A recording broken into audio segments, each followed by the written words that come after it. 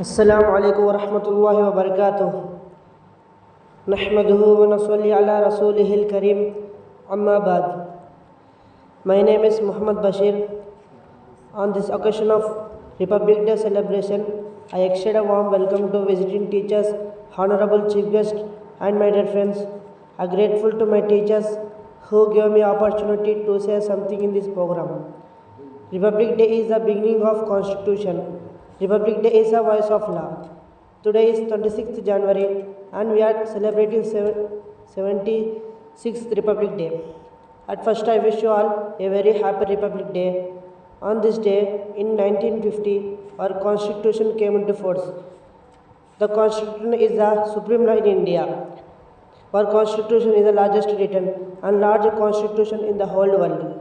Dr. Bhimrao Ambedkar is the father of our Constitution.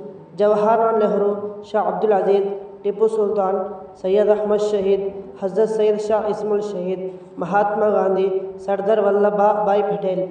And now we are celebrating Republic Day in our country. So behind it is the hard work of many great people and they sacrificed their lives to liberate India. And it is our Constitution to remember and strike to it. Will not be erased.